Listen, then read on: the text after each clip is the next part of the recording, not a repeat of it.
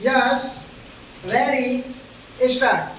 Madam, I beg to move that the bill to provide for the redressal of grievances of employees in hospitals and certain other institutions and for matters connected therewith or incidental thereto be taken into consideration. Madam, as you are aware, following the judgment of the Supreme Court in the Bangalore Water Supply and Sewerage Board case, which gave a very wide interpretation to the term industry under the Industrial Disputes Act 1947. The definition of the term industry was revised so as to exclude, among others, hospitals or dispensaries, educational, scientific, research or training institutions.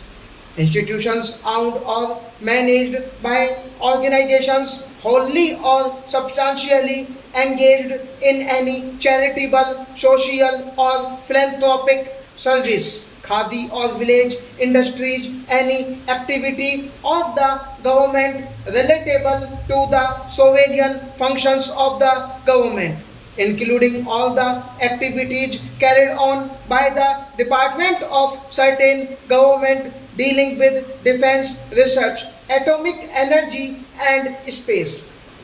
Madam, this was necessary because these are the areas which we felt should be free from strikes or stoppages of work, etc. In the interest of general public promotion of voluntary effort, efficient discharge of the sovereign functions, administrative, legislative, and judicial of the government, and also with a view to protecting vulnerable sections of industry, while most of the provisions of the said Amendment Act of 1982 have been enforced.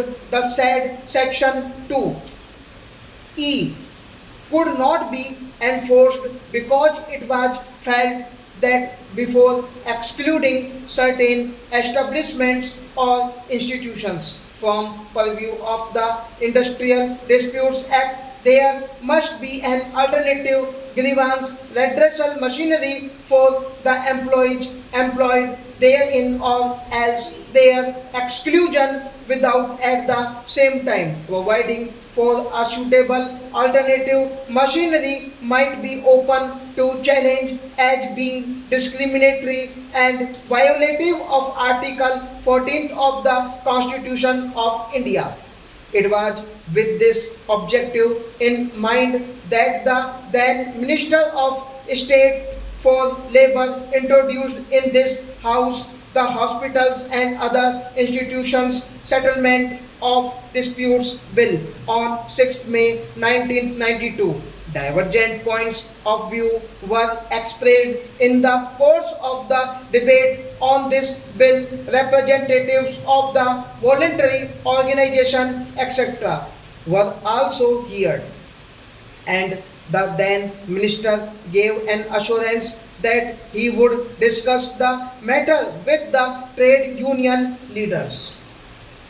In pursuance of that assurance, meetings were held with the representatives of the central workers' organizations in July-August 1995. In the light of the discussions held with different persons concerned, we have now brought forward another bill which is much simpler than the previous one and embodies for the employees concerned a machinery which would be largely internal to each organization.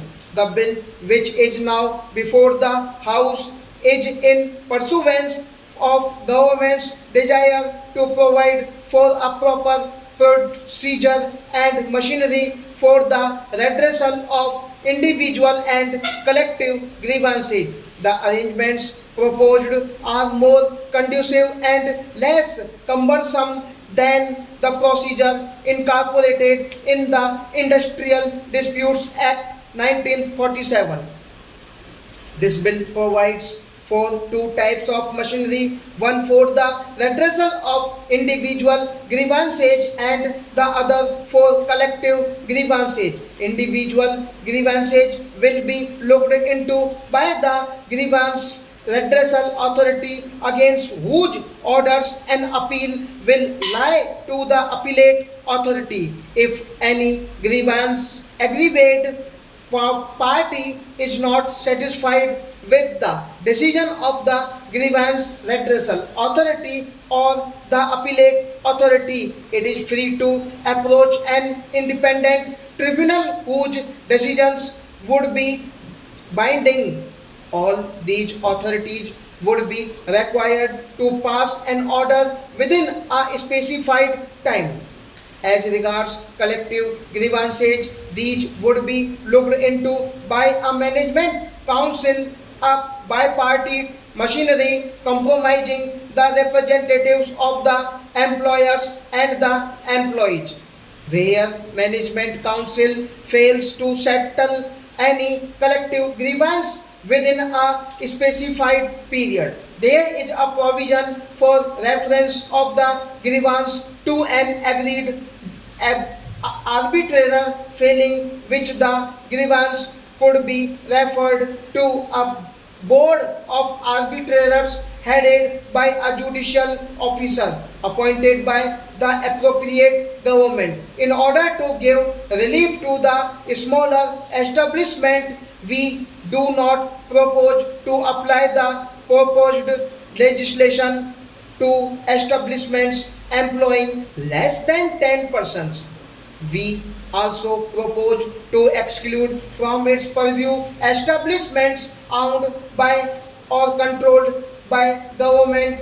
This provision has been made owing to the fact that government employees can take recourse to administrative or similar tribunal in individual matters and JCM or JCM type machinery in collective matters. We also propose to exclude societies registered under the Societies Registration Act 1860, subject to certain conditions, one of these being that if they are entirely financed by the government, they would be excluded. Besides, educational institutions will case to be covered in due course, and when the appropriate government makes a law for the redressal of grievances of employees, the government will have